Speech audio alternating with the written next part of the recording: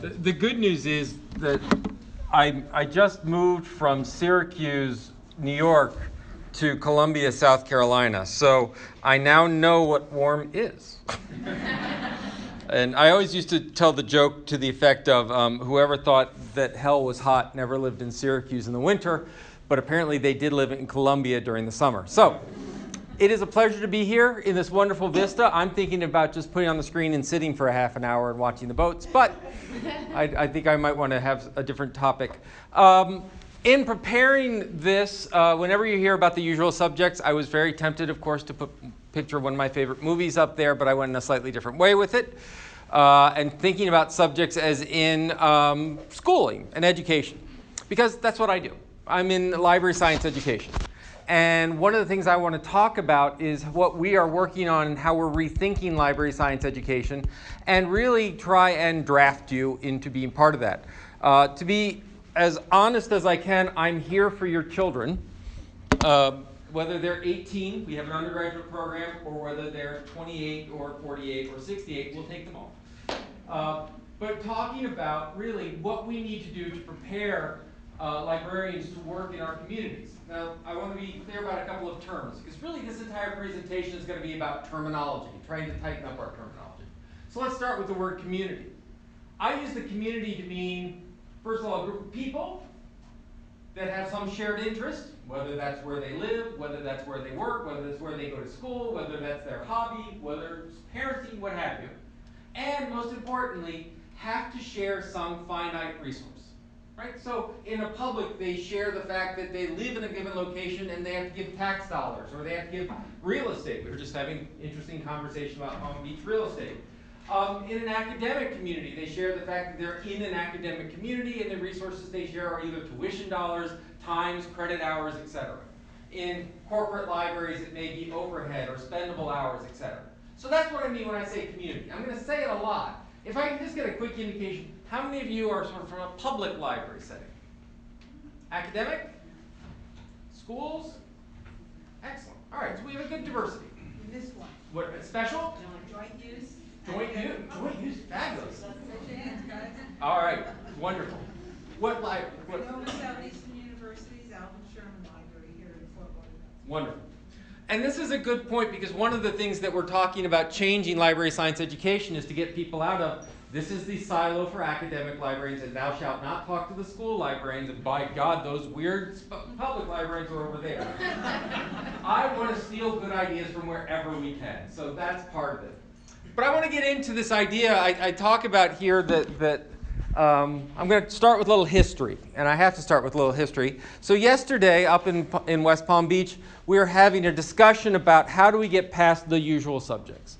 It's very easy for us to talk to the same group of people over and over and over again when it comes to what do you want from the library, what works, what's not, etc. In public libraries, it tend to be the people who come in. In academic libraries, it tends to be either the people who come in or the faculty that are willing to talk to us every so often, right? Who do we talk to on a regular basis? How do we get past that group?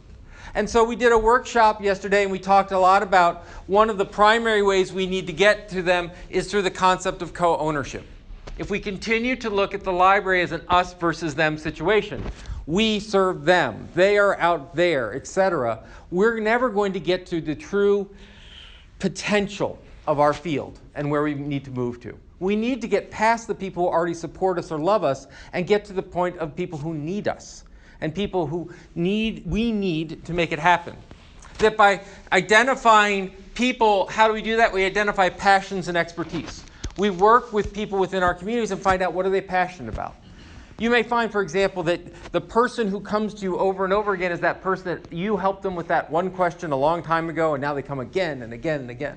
And we know that that's how we begin to build relationships. You find one faculty member who recommends you to another, who recommends you to another. We find one English teacher who's willing to take on a inquiry-based instruction, and that leads to talking to the other English teachers. We find one member of the community, maybe it's knitters, maybe it's parents, maybe it's makers. And we begin to identify and build different programs around them, and that helped us to identify different sub-communities and on and on and on. Because the other area that I worry about a lot is advocacy, and I know that the best advocates we have are not us. They're the people who we help. And so it's a constant attempt to connect to different sub-communities and bring them into the fold. But it's not always easy because many times these communities, these sub-communities are not necessarily happy with each other when they're here. So we have to constantly be working. And what do we do when we access these sub-communities? What we do is we facilitate their learning. We do that by access. Access in that we give them access to resources and materials, but also to other members of the community. All too often, we think of librarianship as an access question. And that's true, but it's only part of the answer. And even then, we tend to have a relatively limited view of access. It's growing, and it's wonderful when you see it happening. We talk about access to stuff, the database, the material, the resources, the books, the facilities, the place, etc. But what about access to other people, other members of the community? How do we get interest groups together? How do we build allegiances? In a community, in a public community, in a municipality, we're one of the few organizations that truly spans womb to tomb the entire parts of that community, at least on paper. How can we bring people together that we know have like interests and become a platform for them to communicate? How can we take researchers in a K-12 setting or a special setting or in a university setting and say, you do know so-and-so is also working on this? Maybe this is an area you can collaborate on. So we're constantly seeking to give access to knowledge, to people. The other part is that access is two ways. Oftentimes we look at it as our stuff that you're getting access to, but now with the increase of makerspaces and podcasting creation systems, looking at the idea of institutional repositories where we put documents, where we now house data sets and materials, we realize that sometimes the access is from the patrons, the members, the users, whatever term you want to use, to the world. That in fact what we're doing is giving access to an audience, not just access to materials. And we do it by providing knowledge, which is once someone has access to something but they don't know how to use it, that's problematic. This is basically something called the digital divide. We often think of the digital divide as people don't have access to the computer, technology, etc. But then what we find is if you give computer access, if you give these things, that doesn't necessarily mean people are going to use it. I come from a K-12 setting, and this is how K-12 computing began. Computers are important. Let's buy one. Great. Suburban rich district. And so we'd show up on the first day of classes and we'd put it on the teacher's desk and we say, good news, you're now computer literate, have a good day, and walk out and wonder why it's a paperweight for the rest of the year. Right? Because what happened was we gave them access, but no clue of how to use it. And so we had to give them instruction. We now know that the way you do this, whether it's a faculty member, whether it's a teacher, or whoever, you bring in the computer, preferably a laptop. You give it to them on the last day of school, and you say, take it home and play. Take it home and do Facebook. Take it home and do fantasy football. Take it home and do whatever. That level of comfort, that level of inclusion is how you're going to begin to engage and learn it. And then we can begin talking about providing mechanisms and workshops and frameworks to be teaching and using that. And then, by the way, tends to work for librarians as well. So having access to something and knowledge to use it doesn't necessarily mean they're going to use it. Because then we have to talk about the environment. So we go back to that teacher. We give the teacher a computer at the beginning of the classroom. The first thing they want to do is to make sure that they fail and fail big in front of their students who clearly know more about the technology than they do. We did not create an environment which they can learn. So we talk about this in all sorts of settings, public settings, we talk about academic settings. How do we create an environment where people can try things, fail quickly, fail often? How do we create experimental spaces for people? I worry about students. One of the things that we have is when you were in library school, you were probably at some point introduced to the idea of policy or setting some sort of social justice aspect or social media. And we'd say, great, social media is important. Here's Twitter. On your first day, you have no experience, no idea what's going on. Go for it, enjoy it. I'm sure you're going to screw up. Lovely. That's my job, right? How do we create an environment where people feel safe to experiment and try? And we can see this in our physical settings as well, right? How do we create physical environments where people feel physically safe? And a lot of our principles are founded on the notion of intellectually safe. How do we create systems where we say your privacy is preserved, no one's going to look at your documents, we're not going to be looking over your shoulder, etc. But even that's not enough. You have access to it, you know how to use it, you feel safe using it, but you don't want to. And it's the don't want to that we really have problems with. How do we motivate? How do we build on motivation? intrinsic motivation, extrinsic motivation. So this was our workshop yesterday. It was lovely. It was 3.5 hours. And the whole reason I walk you through it is it now sort of explains what we are going to talk about today. This is the write-up that we put together. Lankus continues his theme. See, I'm continuing. You have no idea what the other part was. From reaching beyond the core library users and supporters, and talks about key issues in doing so. Why is it important for librarians to be seen as trusted partners, not neutral ones? How do libraries serve communities that are often in conflict? And how do libraries work towards being safe spaces to explore dangerous ideas? So, do a little tech work here. That last line comes from a tweet that I put out, hence the bird. Libraries are safe spaces to explore dangerous ideas. I love Twitter. I love Twitter. I can't wait for Twitter to die. I look forward to every day. Every time in the news it says, oh, they haven't made money. I'm like, good, they're going to close. I can feel it. Because as long as it's there, I feel I've got to be there. But I don't want to. Right?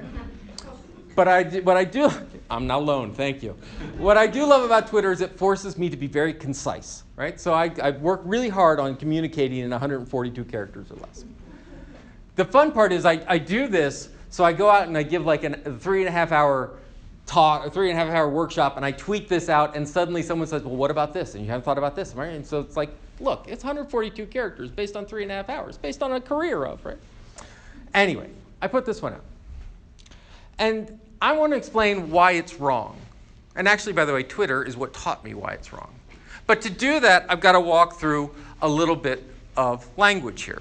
So, it may be that it's because my son is a junior, and all I can think about is what is the score on the SAT going to be, and what kind of ride he's going to get. So we're going to do a little English SAT exam.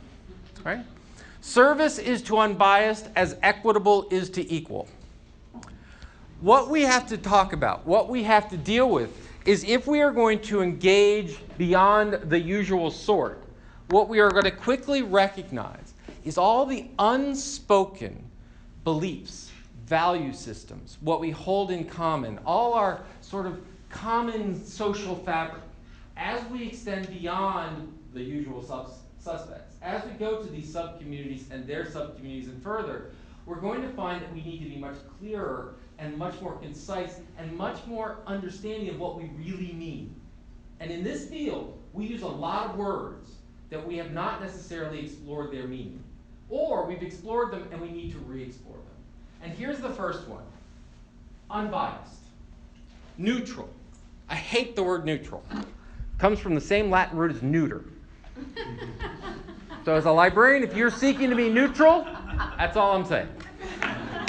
Right?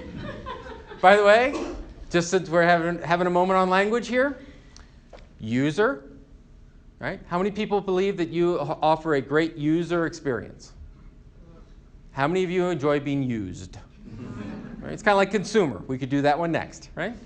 It's always, I don't like customer also. It sort of flattens everything to a transaction, that somehow this is a service, it's a transaction, and we discontinue, as opposed to a community and a connection that we're part of. And I want to, what term we use with the community, that's debatable. Some use neighbors, some use makers, some use patrons, some use customers. But within the field, we should be much clearer about the language that we use, right? Patron. I would rather not patronize people, right? I would rather not be an 18th century oil painter as well, right?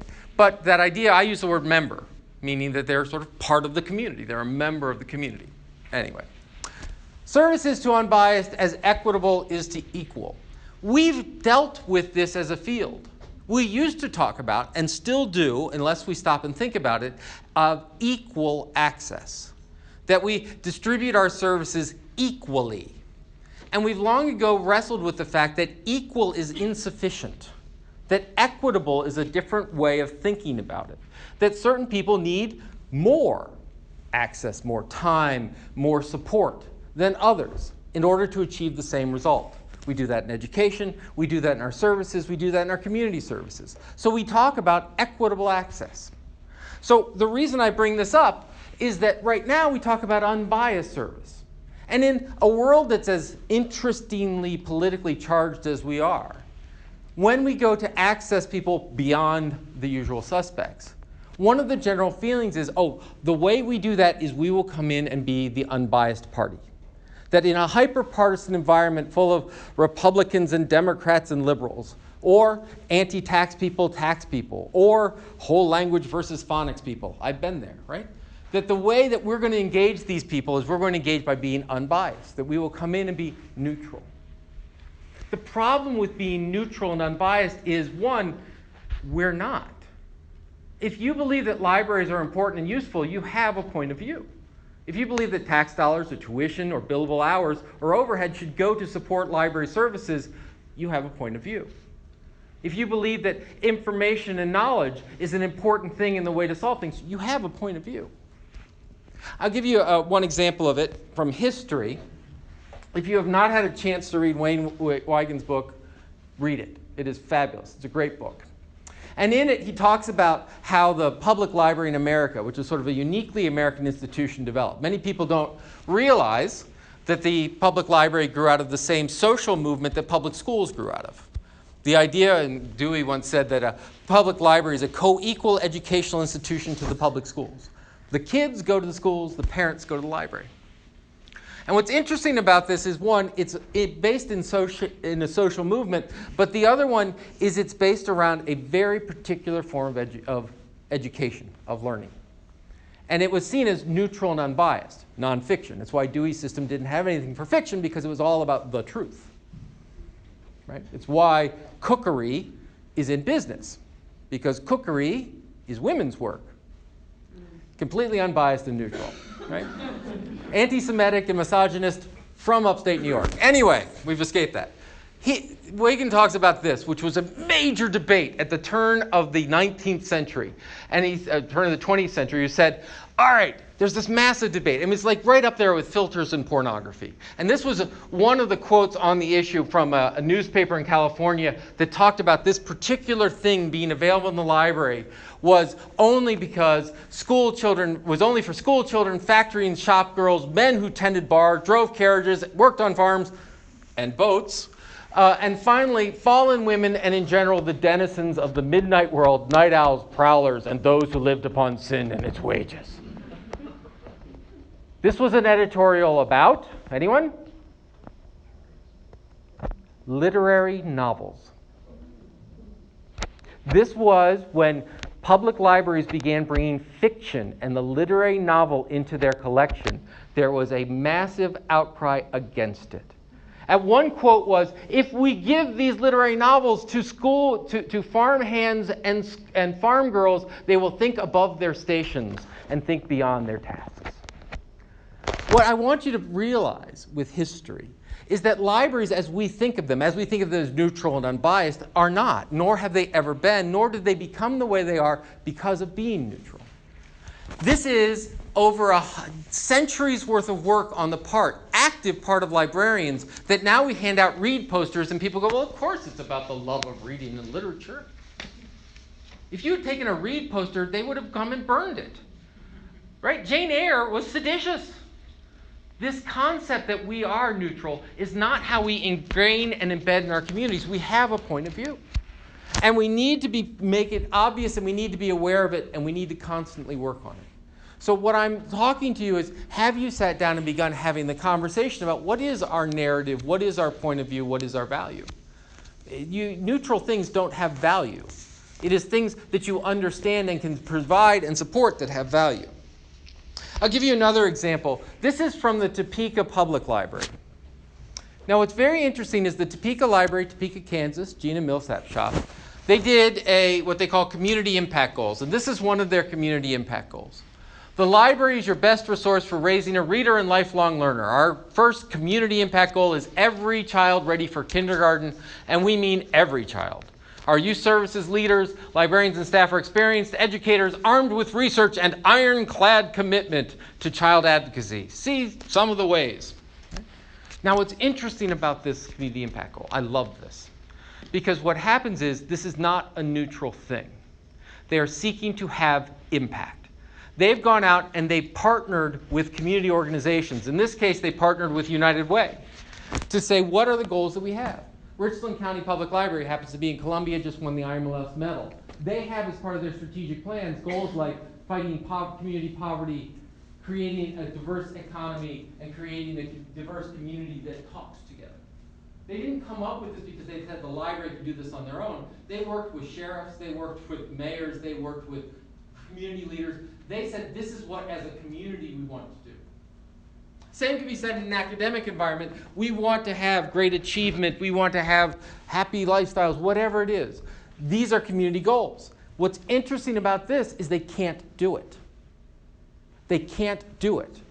The reason they can't do it is because of this. Geography. They don't have branches. They've got one library. And they have one underserved population where it has a massive illiteracy rate. And the key to that massive illiteracy rate, there's no transportation. The key to solving this problem wasn't having a library with more books or having librarians who were ready to help or whatever it was getting the bus service involved so they could get buses to go back and forth to the library. It was what they needed to do. So as they began to engage different parts of this map, they began to encounter and work with different partners. And then they had to go and work in those populations to say, this is what we're doing, this is what we're about, how can we help you? And we do it with local community leaders, we do it with neighborhood development groups, we do it all sorts of ways. How can we make this happen? Another SAT quiz. Knowledge is to information as impact is into attention. We often have moved away from libraries as these are places of materials, right? This is old school. We know this, Dave. Communities, get on with it. I'm bored. I want to watch the boats. I got it, right? But we've kept with it the language of information, that we inform conversations, that we provide information, that we store information, that we provide access to information, that we have data and we do data pools and back and forth. But there's a difference between information as we look at it as a thing, as an abstract and an asset, and knowledge, which is uniquely human. And I'll give you an example. And I'll bring up the example of our friend's Target. Turns out that in a woman's life, not every woman, generally, there are about 3 times when they radically change their shopping behavior. Right? When they will go from one shopping experience, one brand that they're used to another. One of those times is pregnancy. It turns out that many women, when they become pregnant, suddenly begin worrying about the quality of what they're buying, whether it's organic or not, whatever, etc. Target knows this. Target knows that if they could find someone in that state and they could feed them full of information and get them and lure them away from their other things, they got them for life. So what Target does is Target did a huge amount of study and they began to find out what kinds of shopping behaviors happen. One of which is things like vitamins. Suddenly they start buying vitamins. They looked at things like shampoos and lotions. Suddenly they become organic. Suddenly their food behavior. And they realize that they collect this data on a regular basis. They send you emails and people bring the coupon from email. It's linked to that individual. It has cards, etc. And they began piling down this data and looking at the data, and they could, at some point, predict when a woman's pregnant so they could then go in and try and steal them away from other shops. Right? So this happens. So someone gets pregnant, suddenly start getting all these coupons. Well, this happened where suddenly this teenage 16-year-old was getting all of these wonderful coupons. Her father, dismayed to no end that these people were clearly trying to get his daughter pregnant, went down to the manager and said, "What are you doing? Why are you doing this to my daughter and you're enticing her," or whatever. Turns out she was pregnant and just hadn't told her father yet. The difference between information and knowledge is information says we can tell when a 16-year-old's pregnant. Knowledge is not to act upon it if she's single and living alone with her parents, right? Knowledge is we look at data all the time. If we continue to say we're in the information business, we need to be in the smarts business. By the way, for those of you feeling really happy about yourself and you're in an academic environment, I can guarantee you at some point there has been a conversation on your campus that says, you know, with this card, we know exactly where this junior is, what they eat, what they bought, what dorms they were, who they were with, when they were with them, what other things they've done, and probably could even connect it to their online browsing history if we wanted to. Why don't we sell that? I put this to a freshman. I put this to a bunch of freshmen. I said, if I could cut your tuition bill by 25%, But in return, I sell all your information. Would you do it? To a 1, they said yes. Right? Information is we can do it.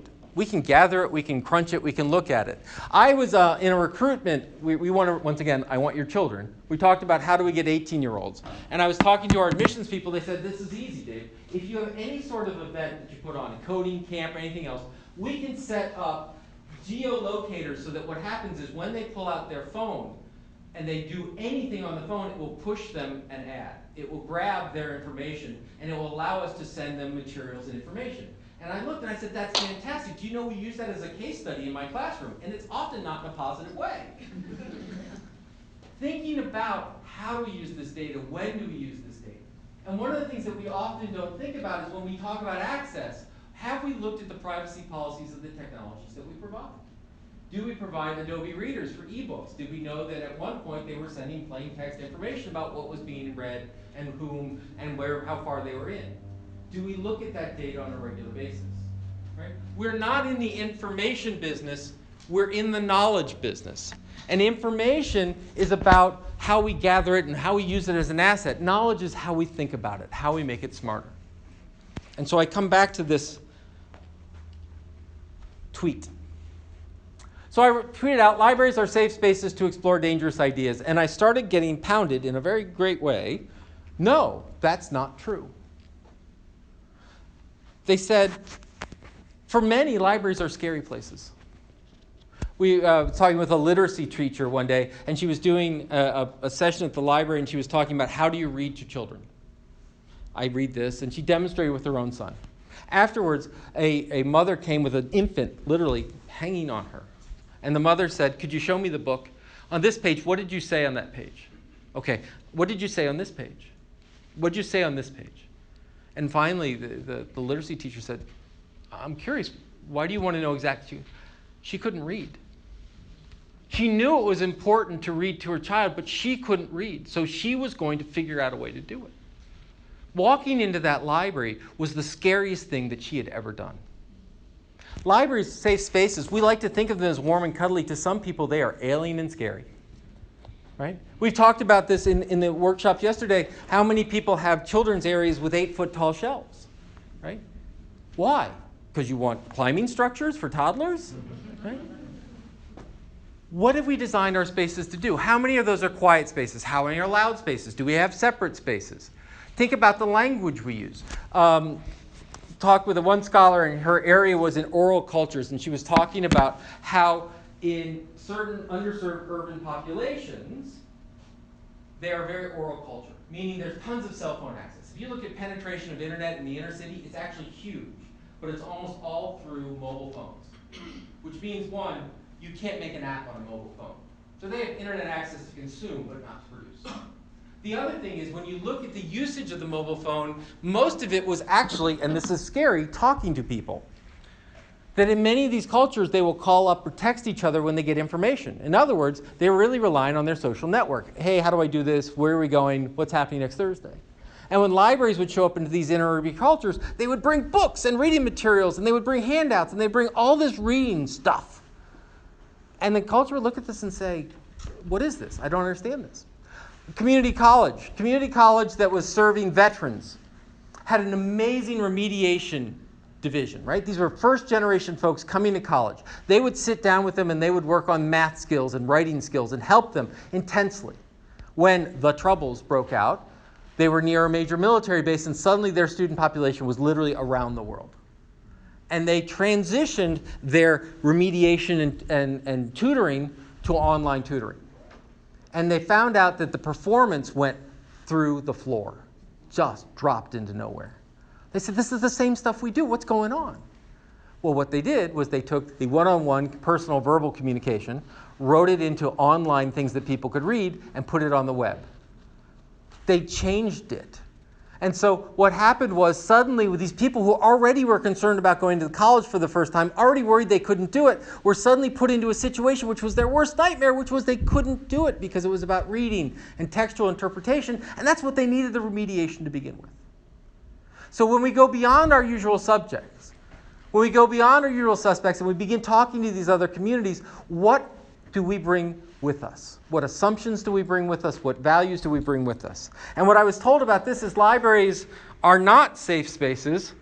Libraries should be safe spaces. And it sounds like that's just such a little itty-bitty change, but it's massive.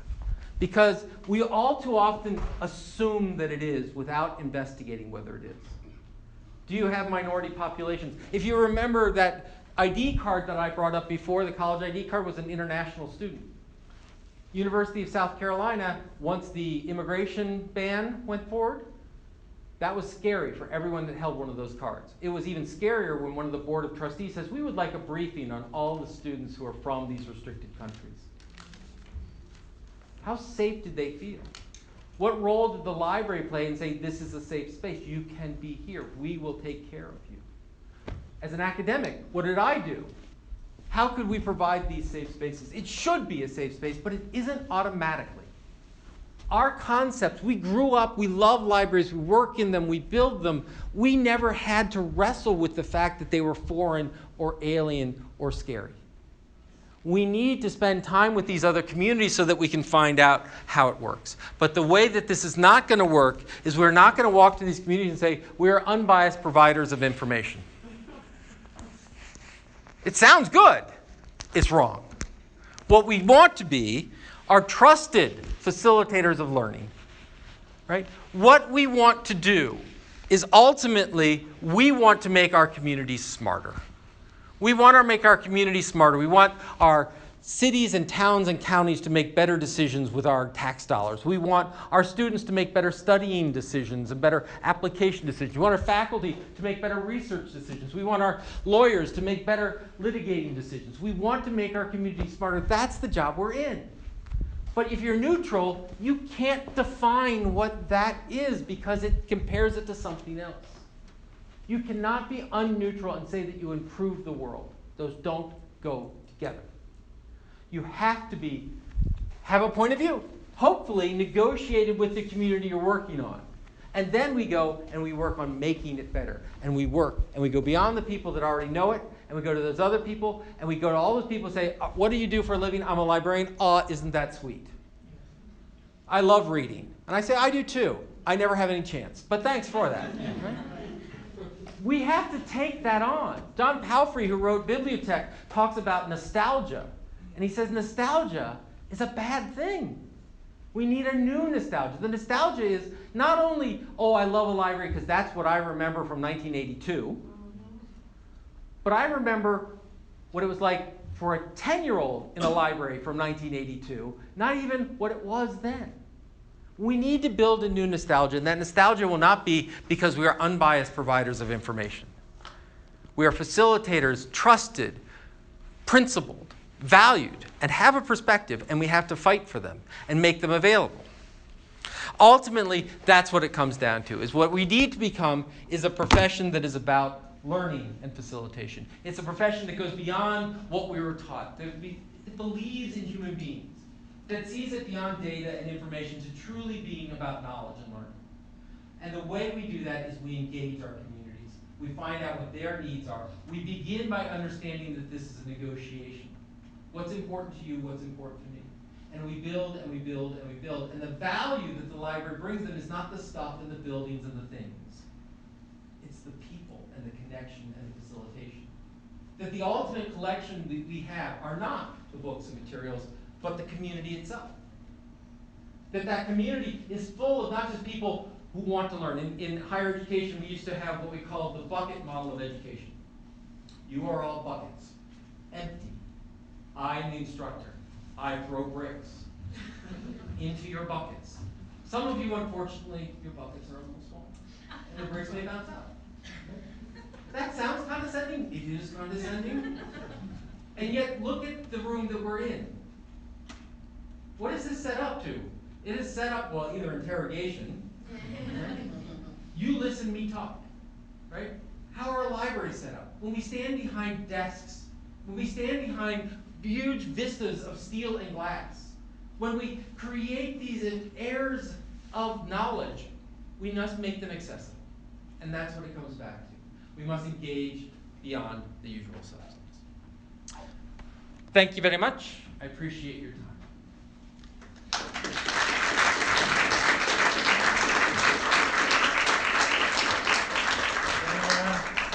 Anyone have any questions? Comments, disagreements? I have a question. If we're assuming, or if we're saying that it's not safe to assume that libraries are safe spaces, how do we reconcile that with the fact that we're also assuming that we teach, or we're you know, We facilitate learning. Yeah. Right. We're trusted facilitators of learning. Right. If we're not allowed to assume that we're safe places, how are we allowed to assume that we're trusted? Because what happens is trust is built. So that's a really good question. We can't assume that we're trusted. What we have to do is work towards it. And what we know about trusted is that it's not neutral. You don't trust a wall. You trust a person who gives you consistent advice back and forth. You trust it through transparency. You make the principles and values straightforward and available. We believe, for example, in rationalism. We believe in openness. We believe in learning. We believe in these things. So we make that explicit. We are a principled profession in that, unlike many, we have stated values and ethical statements that we put forward. The other is we have to get from behind the desk, sitting with them, working on topics that they care about. And what you begin to do is you begin creating a relationship with one person of a community or sub-community that builds to the second, that builds to the third, that builds to the fourth. Now, we've done that. For a century or sometimes 2 centuries, this room represents a lot of negotiation over time that has happened. So we already have a lot of that faith that comes from a community, right? You talk about Google and Apple being the top brands in the world. Libraries. If you look at the word library, it has a much more trusted brand than anything. So we have a place to build it on. But we can't just assume by showing up and being a librarian that we keep it. We have to constantly earn it again and again. The other part is the learning, which is if we go in as teachers, that is, I know you don't. One of the phrases that how can I help you? It sounds like the key cornerstone to what we do. Realize it is also potentially the most arrogant thing that you can say. How can I help you? Because clearly, you need help. And I know, by the way, I know the wording, that's not how it's intended sometimes, but how can I help you? Right? I talked to many librarians, they said the scariest thing they ever did was this. Stand beside the person they're trying to help. Because learning is not delivery. Learning is not pushing. Learning is not, if it was that easy to learn, we would take all the 3-year-olds, drop them into our library for a night, come back and by osmosis they could read. It doesn't work that way. Learning is participatory. Learning is engaging. Learning is struggling. And they need to see us struggle as well. So at a makerspace, Hanky was the children's librarian or teen librarian at Chattanooga Public Library. They got a 3D printer. Rather than going back to his office, assembling it, making sure it all worked, he went right to the middle of the teen space, he set it up, and he started building. It was back in the days you had to build your own maker. And as people would walk by, he's like, hey, I'm trying to figure this out. You want to sit? Want to help? Want to figure this out? He said at one point they had like a plastic around the emitter was like that. They had to take a hammer to it. He demonstrated that he was learning as well, that he didn't know. And I think that sometimes as librarians, we feel that we have to present an air of confidence and that we have to pretend that we know everything. We used to talk about it as the greedy librarian problem, right? You get a question that you don't know the answer to, but you're not, by God, going to give up that question until you do know the answer to it. Or you're the kind of reference librarian that's still chasing them out the door. Oh, I found one more!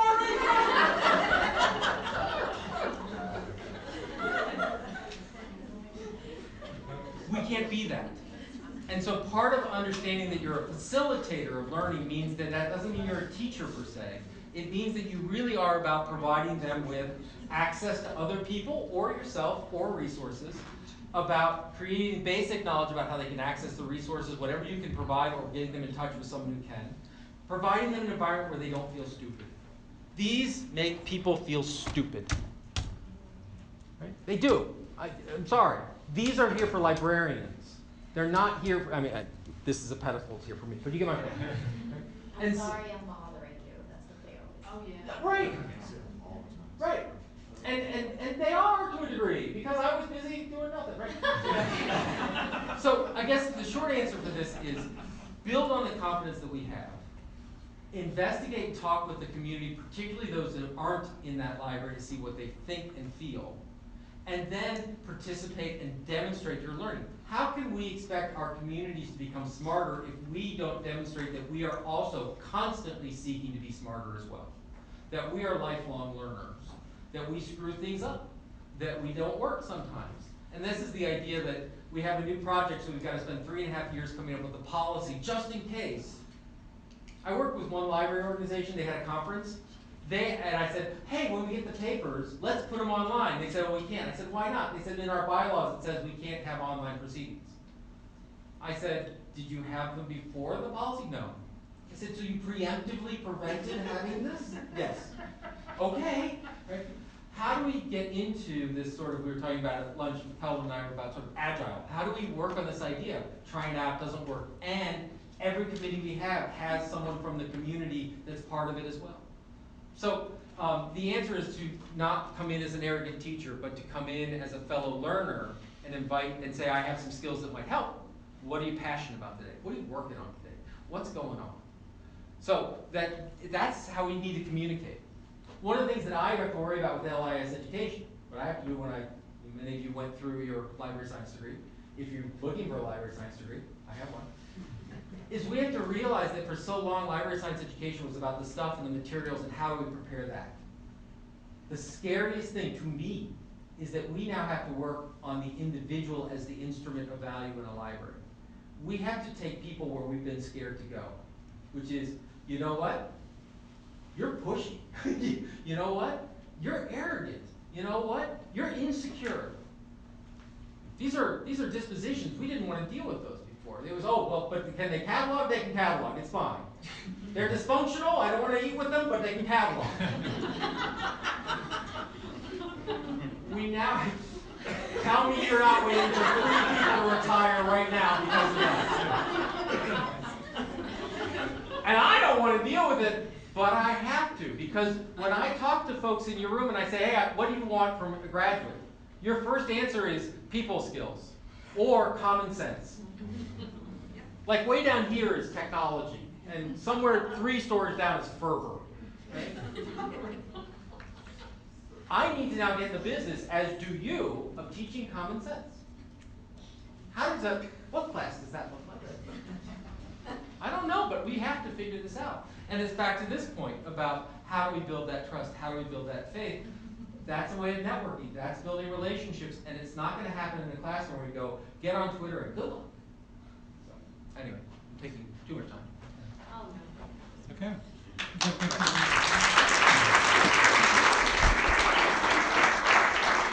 So,